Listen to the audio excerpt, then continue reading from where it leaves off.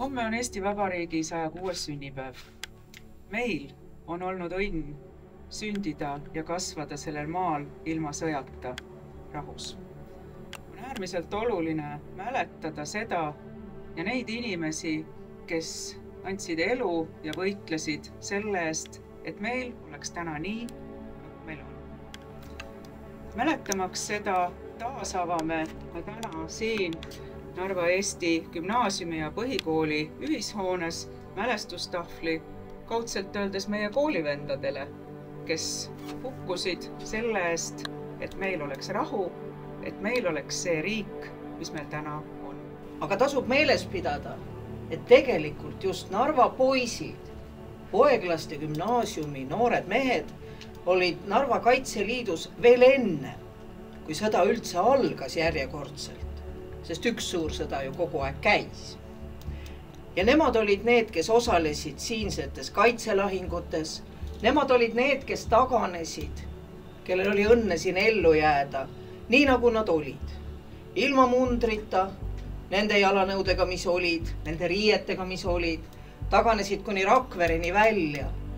Ja kuna see ei olnud mitte marss, vaid see oli sõda, siis selleks ajaks olid nende riided jalanõud saanud juba nii otsa, et osad saadeti tagasi, aga suurem osa viidi ära Tallinnasse, kus neile anti siis jälle uut varustust ja kus juba detsembrikuus 18. aastal osalesid nad ühes kommunistliku mässu mahasurumis ürituses. Mäss kukkus läbi, üritus õnnestus, aga see oli verevalamine, seal said inimesed surma.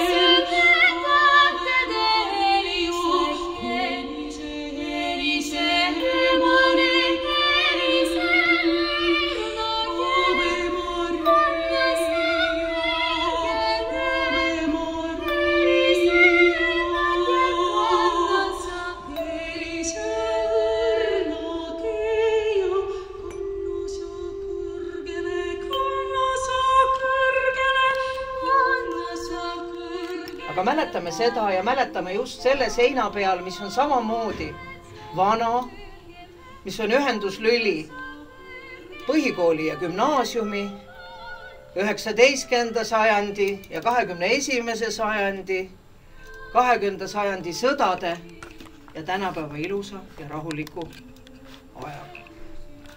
Nii et sümboolne asi, sümboolses kohas, täiesti reaalseks mäletamiseks.